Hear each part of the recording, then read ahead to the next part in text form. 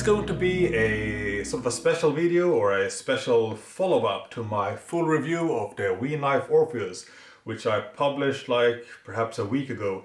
There still aren't many Wii knife Orpheus videos on YouTube. I know that Wii knife has had some delays, especially with the Nefaris, but also perhaps with Orpheus. But if you haven't seen my full review of this specific model yet, then I would recommend you to start doing that before watching this. But on the other hand, if you're looking for a really short video and a brief summary of my full review video, then I will say that the Orpheus is my favorite Wii knife release of 2023. And do bear in mind that this is a year when Wii knife started to push out some really interesting stuff again. They made some really, unique and interesting models again, because there was a long time, a couple of years even, when I felt that they had totally resigned. They only released super boring stuff, like they had forgotten their roots and what made them, one of the more interesting companies. I will say, however, that the prices has also increased. So, I mean, we are getting nice models again, but we're also getting more expensive knives than like a couple or, well, many years ago.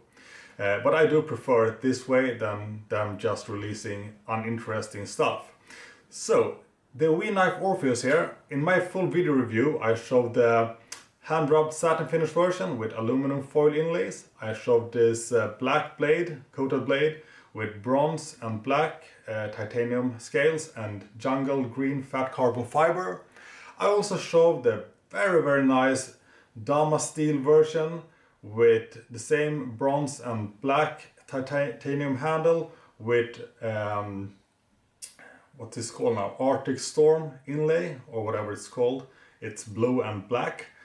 But I also decided, after I made the video review, to add 2 additional Orpheus to my lineup. So I now have the complete set of 5 knives.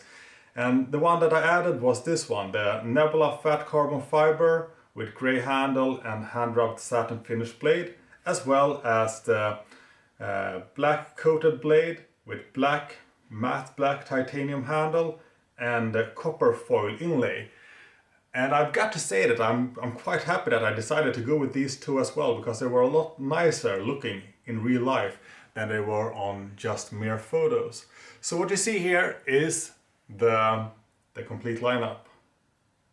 And I mean, if I had to pick one to be my favorite, I would go with the Dama steel version actually, because it just, well, I mean, for obvious reasons, it just looks amazing.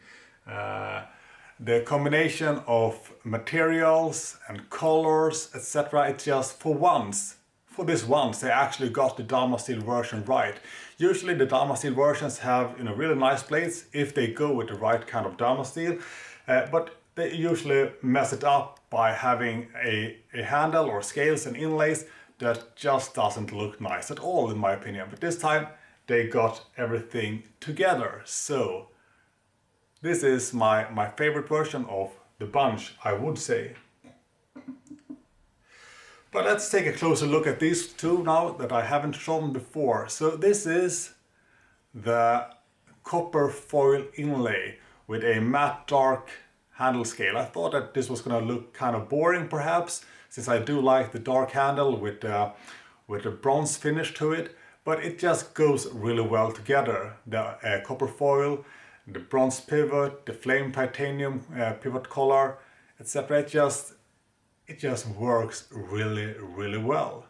So quite glad I decided to pick up this version as well.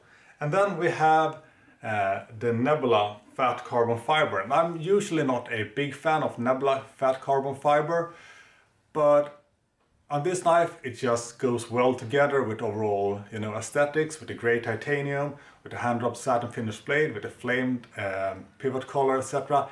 It just works. But bear in mind, like with Nebula fat carbon fiber, you never know how much, white or blue or red you will get on the handle. So it's gonna be, each knife is gonna be quite unique, I would say. But really glad I decided to go with it, definitely.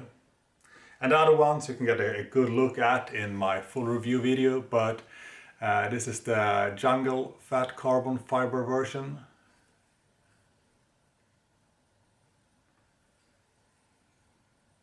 And then finally we have the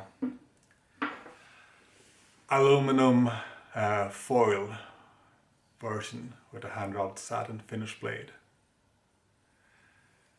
Yeah, for once they actually got all the different versions of the model right. None of them look bad, they are all stylish in their own unique ways. And that is kind of rare with a Wii knife release, in my humble opinion. And I'm glad they went with, with what they did, with an integral, with a nice clip point design, nice grind lines, everything about this knife. It's like it was made for me. I've never gotten all versions of a Wii knife released before, but this time I could not sit it out.